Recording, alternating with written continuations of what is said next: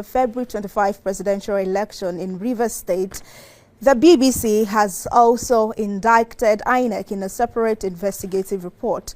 The report suggests that there was obvious manipulations in at least 2 local government areas of Rivers State, Obigbo and Obiakpo, with INEC unable to provide the staff who announced the result in Obigbo. And according to them, Peter Obi received more votes in Rivers State, but Bola Tinubu was declared winner.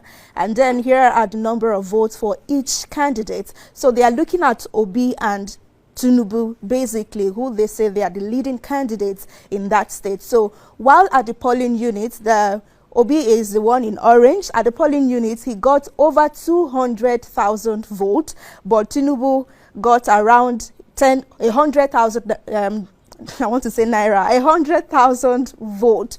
But when it got to the state capital, the results were reversed, and Obi suddenly had barely above 150,000 votes, while Tinubu got 200,000 and above votes. And here is their breakdown. In Obigbo local government, in the next slide, for example, Obi got about 20,000 votes, while Tinubu got 5,000 votes, less than 5,000 actually. But while it was announced in the state capital in Port Harcourt, Obi got about 11,000 votes, while Tinubu then had above 15,000 votes. So BBC is saying that Tinubu's vote increased 6 votes, that's 6 times in Obigbo, while Obi's vote was halved. And then in the other local government, which is their focus, their second focus, which is Obiakpo, that of the state executive, Nyesom Wike, while at the polling units, the result of Obi was around 70,000 and above,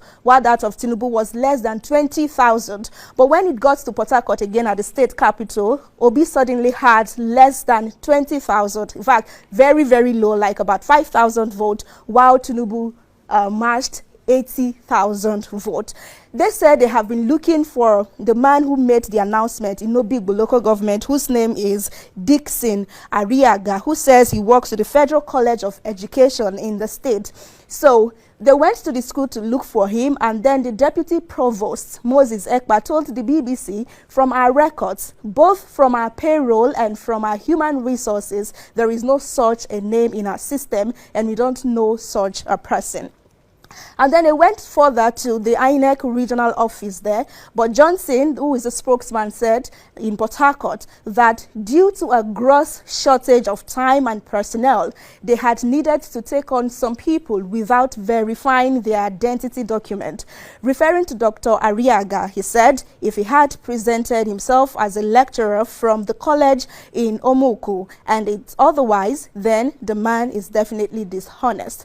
And then they came to Abuja here, and they said they approached INEC's headquarters for a response to our findings and discrepancies in the result in Rivers State. We were told that they were unable to comment due to ongoing legal challenges. So apparently the man who made the announcement announced Tinubu the winner in the 2 local government, Obigbo precisely, is nowhere to be found and is untraceable by INEC, who he claims to be their staff. So people are asking the governor where he got the man who made the announcement. So let's have some reactions to this now. From Joy is, Wike tried hard and rigged the election in Rivers State, but he didn't try hard enough to cover his tracks.